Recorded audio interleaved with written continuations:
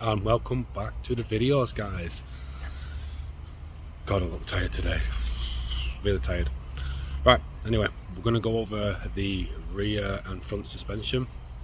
I'm going to do the rears first because they are a bugger. As you can see, they're going to come off really easy, aren't they? They're going to come off really easy. So I reckon give myself 10 minutes and this will be all done. Anyway, this is the 17, and you also need to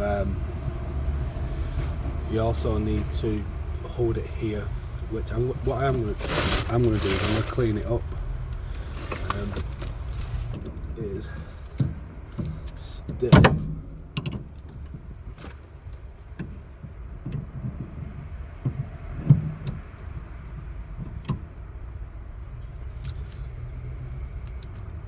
Shit me.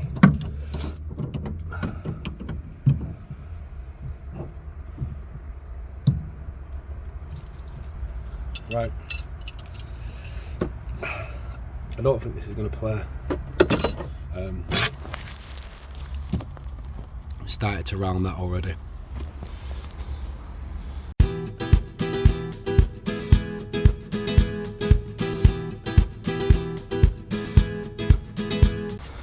Right, after pretty much destroying the bolt, I think it's starting to, that's tightening it. It's the only way to do it really, is to get it off. If you're going to do a suspension job, especially on this car, make sure you have the right tools, because this has took me probably about 3 hours. They were very rusty, so that is one of the things you need to take into consideration. I also didn't have any penetration fluid, so there's another downside. I really don't think penetration fluid would have helped. The tool probably would have helped more. Hit it off and let us unscrew it from here.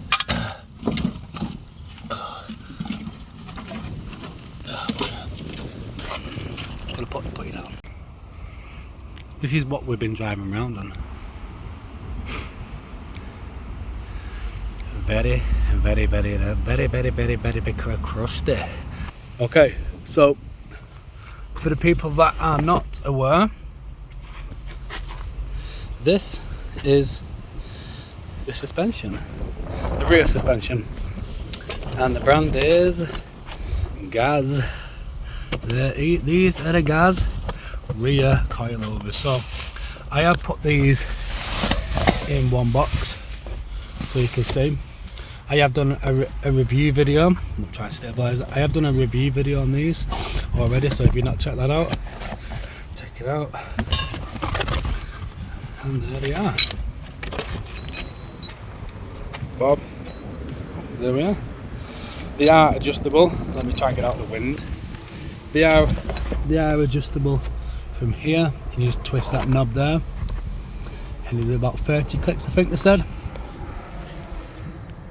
To make sure it's basically just snug. Like I'm not going to adjust it just yet. As you can see, that's the coils are. So you can see it is all locked in. The suspension goes in that way. So if you remember from one of the previous videos, I did say make sure that's facing out, and it gives you easy access to this as well. So what I'm going to do now, I'm just going to unscrew this, take them to her. I'm just going to hold on to them, and what I'm going to do now is I'm going to push these up into here. So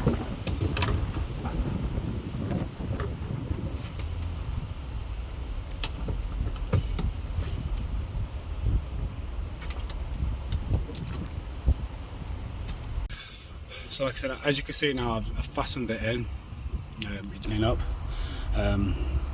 which I'll be doing that in a short while. As you can see, I have done both sides. Yeah, I didn't think you need to see both sides, that's why I did one. So what I'm going to do now is fasten this up, and then I'm going to pop it all back into place. there's still a tad way to go, so I'm probably going to have to wind these in a bit. Look how low that's going to be. It's going to be quite low, that. I'm probably going to have to adjust it, but send it. Right, so there's just a few tips with this just before we actually start, and I recommend it, especially if you're not using impact wrenches, you know, impact guns, anything like that, and you're doing this pretty much like, you know, you see me being doing it. What you want to do is you want to loosen off this nut here. Then you're also going to loosen off this nut here, which is a 19. As you're doing that as well, what I want you to do is I just want you to loosen this off as well. So just loosen it off, and you do need a special tool for this one. Right, so basically, just before we start, this is the actual tool you're going to use. Now this one here is a 12.5.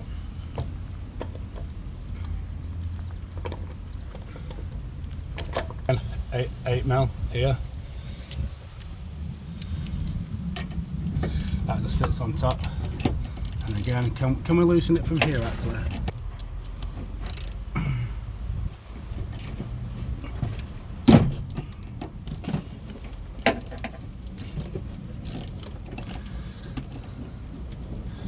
Right, so as you can see, the wheel is off. So one of my jobs now is to take this off here, the track rod or the tie rod. Once you've done that, you're gonna see if we can see that. I'm gonna undo these here. So you've got anti-roll bar here, your steering arm, and it all attaches into here.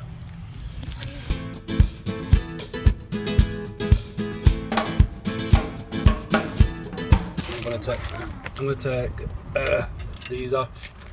I'm going to take the pinch bolts off. Alright darling, see you later. And we'll go from there. Right, so I was really struggling getting the bolts off at the back here. So I've decided to take the caliper off first. Ideally I wanted to take it off in one unit, but it's not happening. Right, so as you can probably gather, it is all rusty, so I'm going to start taking other bits off. I've just loosened the screw on the base, so I'm just going to take it off. With that as well, as you can see, this is rusty. It doesn't really matter in a sense because I am going to replace it.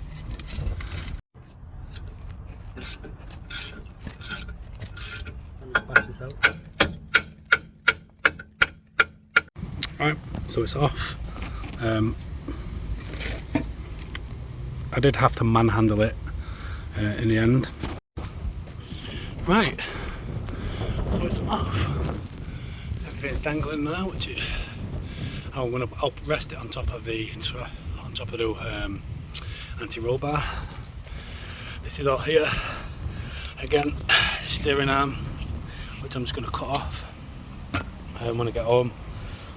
So some power tools. Yeah, how rusty it is.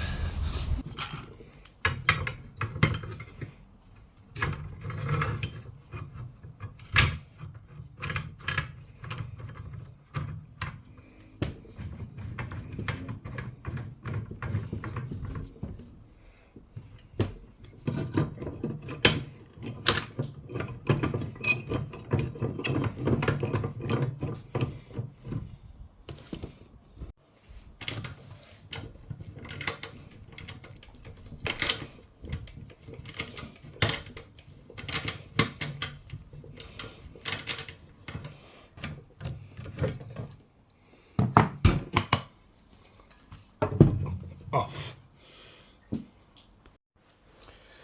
Right, so now let's have a look at this dead quick. As you can see, we've got the original and the iBark ones, size wise, going from the top to the bottom. I'll probably set it at the the highest point, the lowest point, 36 centimeters compared to the highest to the lowest. I'd probably say this one's about 31.5, so there's quite a decent drop there. Obviously you can see here how these coils are a lot closer together than them ones. If you think of the 3 coils here, 1, 2, 3 compared to 3 there, massive difference. We're going to take off the damper now. And as you can see, it's not like a conventional damper, it's an insert. Now there is oil in here, down there, so when you unscrew it, make sure you just be careful. So just bear with me a sec. So there's actually a tool to get this off. I believe it inserts into here. It inserts into there, but I'm going to be honest, you don't need it. You don't need it.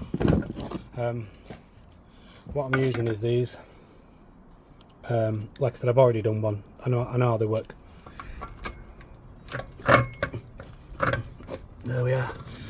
There we are. Fantastic. So as you can see now, comes undone. So basically what we're going to do now is just unscrew it. But like I said, be careful, because you do need this again. Right, oh crap, there we are. There's the oil. So that's what it looks like. So all you got to do is pull it out and then drain the oil. Right, so there's the shocks. Obviously I've always done one side already, so here it is, your insert.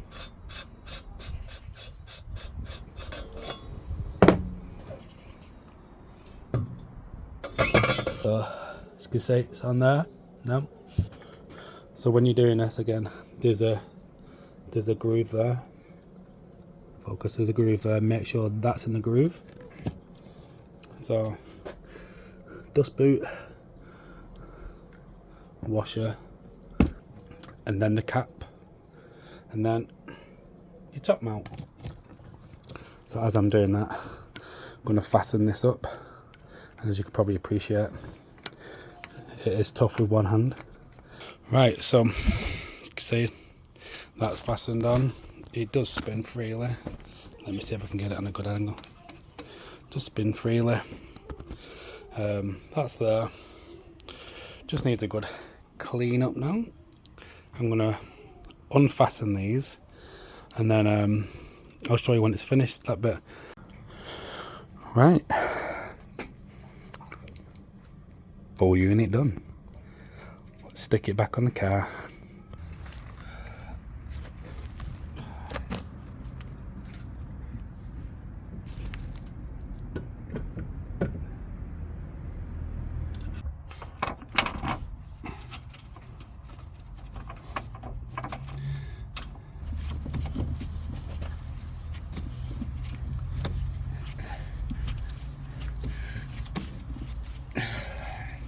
Right, so fasten them bolts up now.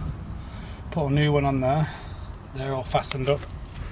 I will torque them up when the wheels are on the ground with it. Washer in there. Tighten them up. Again, you can only do it so far. 30mm. You can only do it so far, because if not, this is going to spin. It's a little bit wobbly. Maybe if I fasten it up, it's. If not, again, not too much of an issue to replace. So next job, the brakes are going to go on. Brake calipers. Got a dust shield already, which will be done in the next video. So let's fasten these on. Which way did it go? So in the next video, we're going to be going over the brakes and the brake upgrade. That's why I've not really fastened them on, because I'm going to be doing it right now. But you're going to have to wait. So pretty much everything's been tightened up now. Once I've got the brakes on it, the wheels will go back on it. everything will get lowered down, taught to spec, but you'll see that in the next video. So make sure you like and subscribe, and you'll figure out what brake upgrade we're going. We're not just going with the same size. So watch along. Thank you very much for watching, and I'll see you again soon. Bye bye.